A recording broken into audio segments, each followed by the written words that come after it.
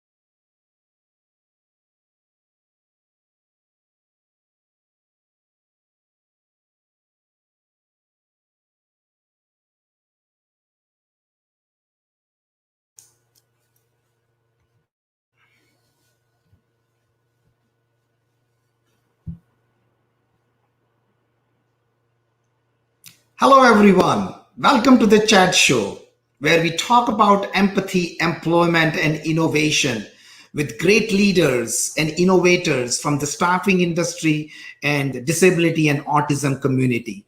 Today, my guest is Dave Kearon, who is Director of Adult Services at Autism Speaks. and also someone whom I met in 2014-15 and started learning about some of the challenges faced by people on the autism spectrum, and exchanging some ideas and doing some great work together. So welcome to the show. Thank you, Dave, for joining. Tell us a little bit about you and your great work in the space of employment, for promoting employment for people on the autism spectrum.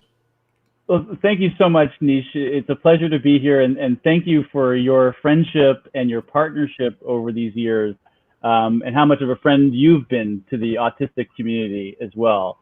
So it's a pleasure to talk to you as always. Just briefly about me a little bit. I am the director of adult services based in New York, but we operate nationwide across the country. I've been at Autism Speaks for a little bit over 10 years, which means I joined the organization before there was a formal focus on adult services. At the time, there was a lot of focus in the early years on early detection of autism, early interventions for school-age children. There was a search for a cure for autism at that time, and so much has changed, Nish, since that time. And I've been party to some of that evolution over the years. And I think one of the most significant changes you and I were chatting about were, the moving on from initial ideas that were important, like autism awareness, simple awareness of what autism is. Well, we kind of reached that goal, and we've now shifted to acceptance and understanding, which we think is much more meaningful for autistic people, much more that we're not just simply aware that they exist, but that we're making strides, taking steps to really actively welcome them into our workplaces, into our homes and our communities. I'd say another area that we really shifted was from focusing on such early age children to now being part of our mission, improving the transition to adulthood. So when I first met you, Nish, we were just kind of forming these new mission pillars and objectives, and we knew we needed to really improve that transition to employment. And so when I met you out in San Francisco, I think it was, at a conference, we were talking about very high unemployment and underemployment rates in our community.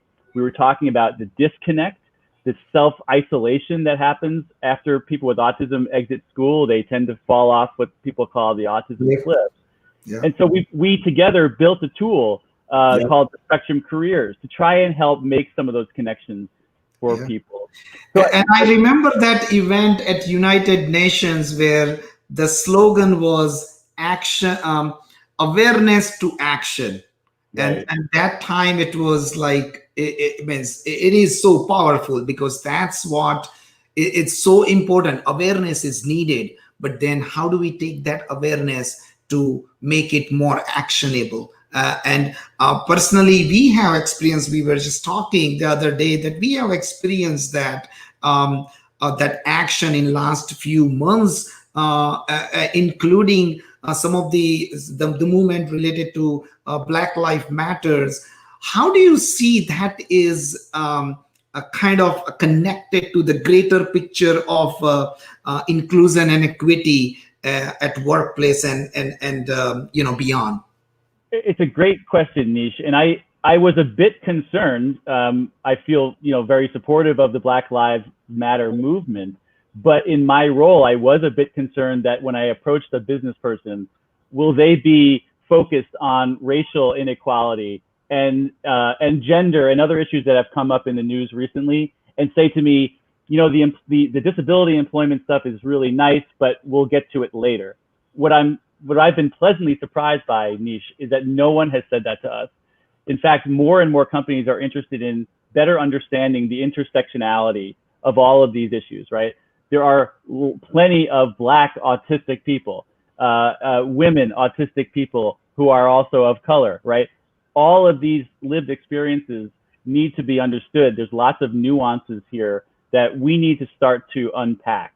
So I've had some really interesting conversations with business people who are being pushed by their workers to do more in this area, but not to forget about disability inclusion and other aspects of diversity. And Dave, we have experienced the exact same. We had the same fear that as we have started seeing that traction in 2019 and in beginning of 2020, what is going to happen? And we have experienced the same. The leaders and the leadership in the organizations, they are looking into the complete, more holistic workforce. So I call this holistic workforce solution, right? That's a whole approach towards bringing in diversity and inclusion more in an actionable way. You're absolutely right, Nish. If I could give a plug, I've seen it on Twitter, but there's a really cool symbol that's being used. It's a symbol of a fist, like the Black Lives Matter movement uses, but with an infinity symbol used to represent neurodiversity, or in some cases, autism. So I encourage you to look for that on Twitter and on other social media platforms. You will see how involved and how much intersection there is between not just the autistic community, but the deaf community, blind, and others, and these kind of racial or gender movements, that there's a lot of intersection, and we can't discount that. We need to make sure we are giving equal weight and time to all of those lived experiences of our candidates, of our colleagues, everyone.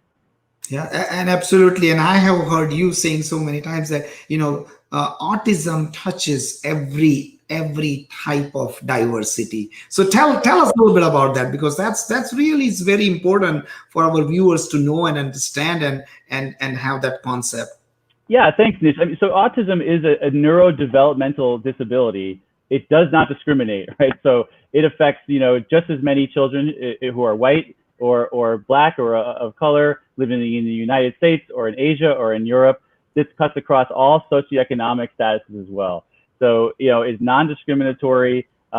We need to make sure that we are taking into account though those other kind of conditions, those other characteristics that I think haven't always been taken into account. The lived experience of a black man who happens to be autistic. Sometimes I think we see through this autism lens, and we don't give enough weight and credence to what else the person is bringing to the table, what else they've experienced through their lives. And I think this is really helping organizations like ours and others who are kind of part of this movement to really see the full person. Yeah, no, thank you. And so let's change gears a little bit, as we all are going through very difficult time as a whole, as a whole world, and during this pandemic. So the way we see, and this is something we talk, it's like almost like a reset button, right? We are kind of a resetting lot of things. Were on sideline, and people were waiting, and leaders were waiting that let's try it out and see how it. So as those things are happening during this pandemic, this period, how do you see the future, a better tomorrow, in terms of doing things in a different way for the benefit of people with disability in the employment space? So share your thoughts. How do you see really the future? Yeah, I think it's a mixed bag. There certainly are silver linings, and there are certainly some scary, concerns I have. But in terms of silver linings, we are definitely seeing this response. Even from organizations like SHRM, Society for Human Resource Management, an international HR professional organization. They're really urging their members to use COVID-19 as a reset, like you said. It's a chance to start to get right some of the things we were getting wrong in terms of diversity and inclusion, whether that's women in particular roles, people of color, or yes, people with disabilities. And SHRM in particular is putting a focus on people with disabilities as part of kind of a get back to work, get back into the workplace movement, and correcting some of those mistakes of the past. I'd also say, Nish, that what we're learning too is a lot of the accommodations that people with autism and other disabilities badly needed before COVID, but sometimes struggled to justify, being able to work from home or to get some sort of virtual supports or technology supports. All of a sudden, these are universal accommodations that we all need. So it's kind of leveling the playing field in some ways, right? Absolutely.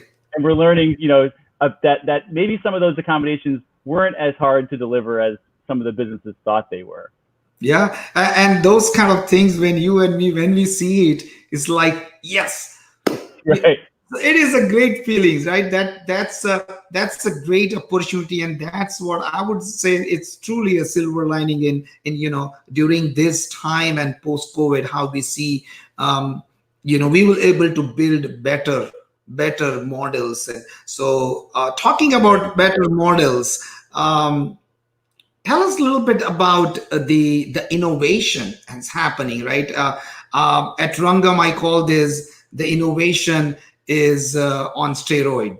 This is really, we are kind of putting all our energy in putting together everything what we've been doing in last 10 years, and building complete new product line and services. So what are you hearing in your network? What type of innovation which is really going to help, which is driven by technology, is going to help people on the autism spectrum?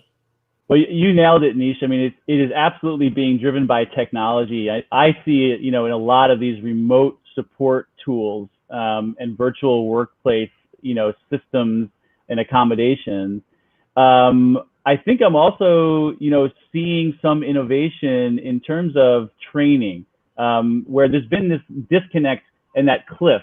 So that if we can connect people with autism and other disabilities, by the way, it's not just people with autism who kind of face this cliff, but getting them into training, into upskilling opportunities. One discussion I've been part of, Nish, that I know is going to happen is we need to help our candidates be ready to answer the question, how did you use your downtime during COVID?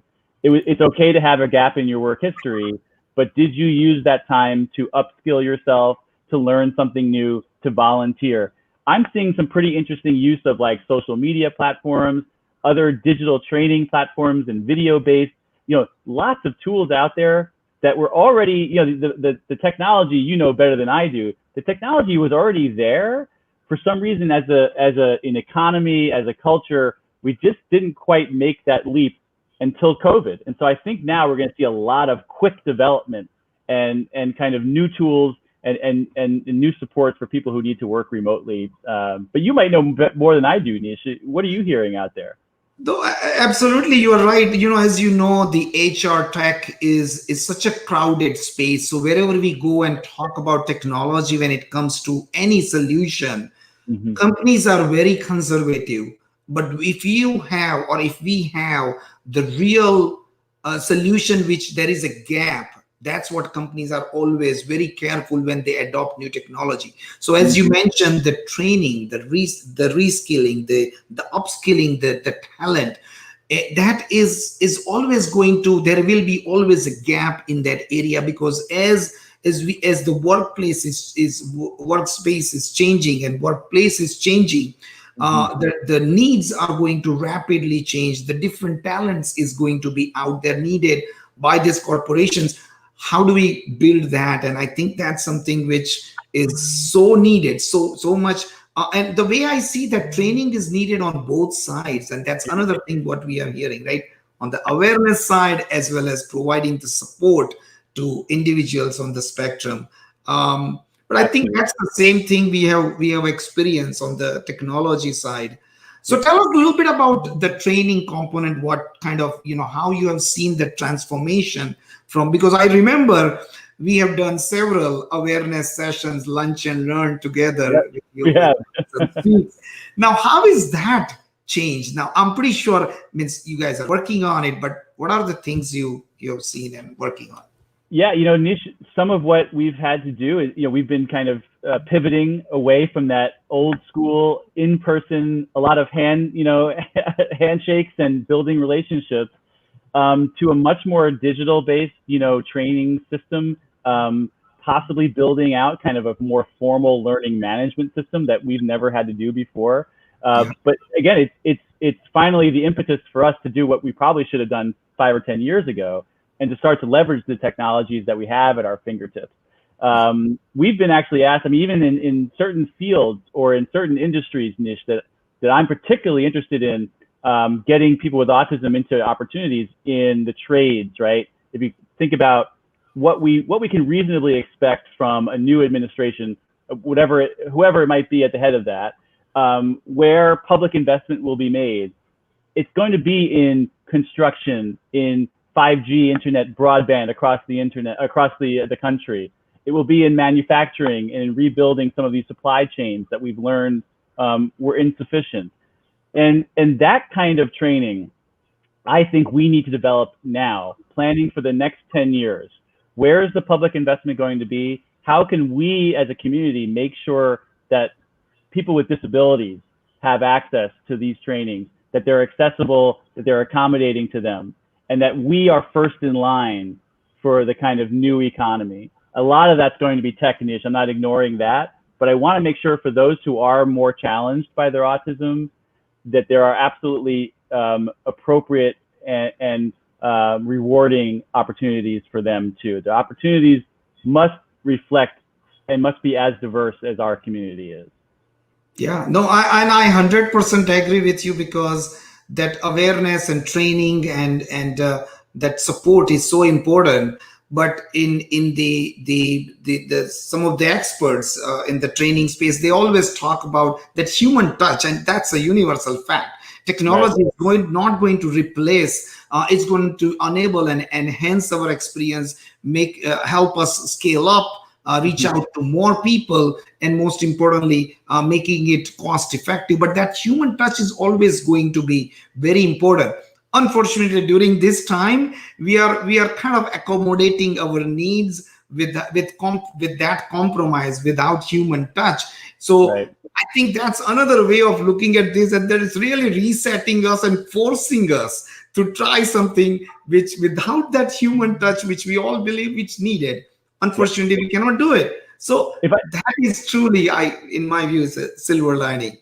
I agree, Nish. If I could make one suggestion, there are several small businesses that have been operating like this for years. They were created specifically to hire autistic or neurodiverse people and to work remotely, allow them to work where they're comfortable. And the best, I think, solution here is to talk to some of those autistic people. Ask them what's been useful for them, what can be replicated in other workplaces, how can we learn from their successes. So the companies I would say, there's Ultranauts in New York City, there's Divergent also in New York, and then you have Autonomy Works in Chicago. So you have businesses who have been doing this and have figured out how to effectively support their autistic workforce remotely. So it can absolutely be done. We just might have to get a little bit creative and talk to autistic people is, again, my best solution here.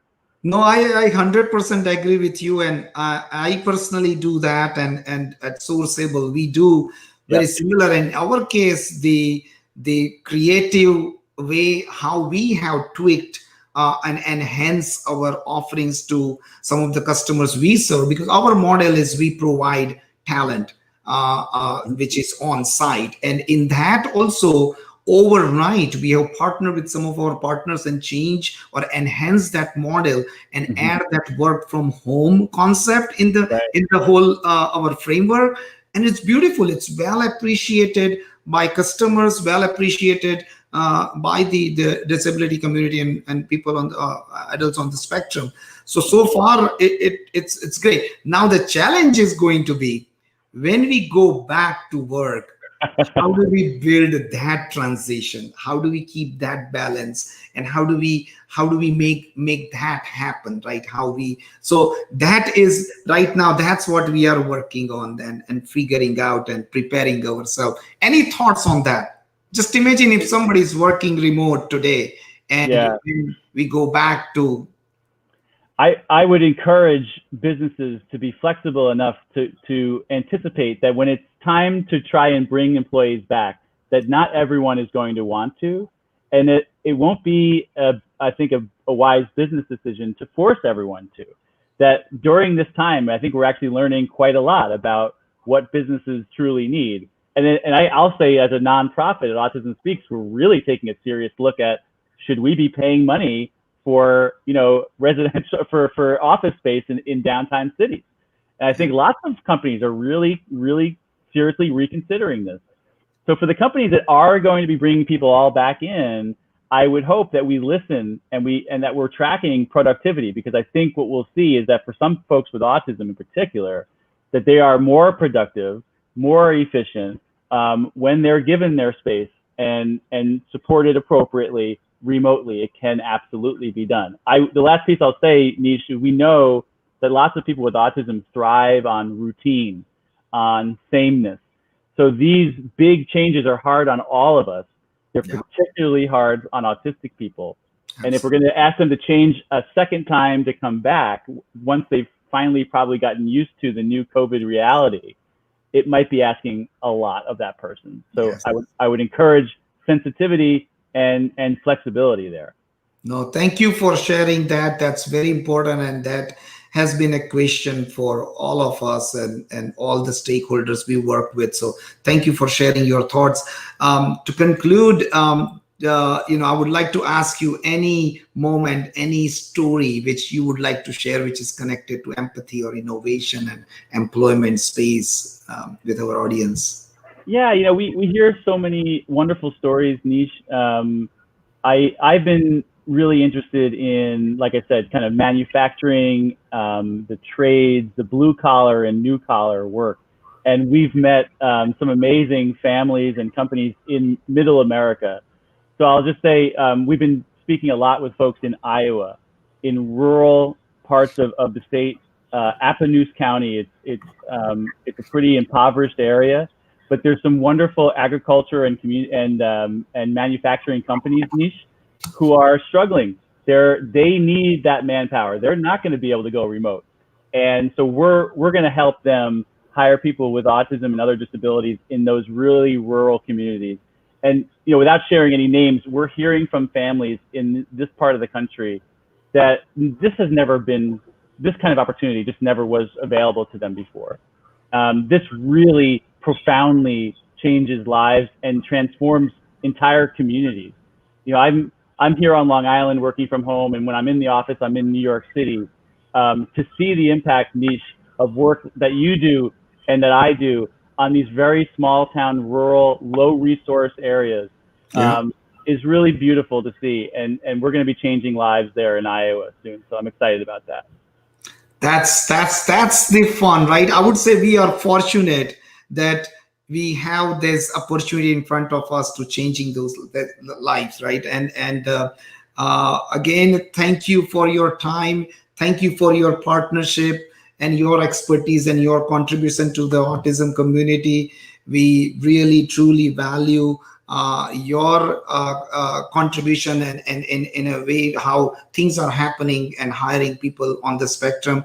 I think we have some great future together, making that change for people on the spectrum. So again, thank you. Thank you, Dave. Thank you everyone for joining, and stay safe, stay healthy. We will continue this conversation. We will continue talking to some of the great leaders and talk about empathy and employment and innovation and how we can truly create employment for everyone. Employment for everyone, inclusive of people on the autism spectrum and other disabilities. So thank you, everyone, and have a wonderful day. Bye-bye.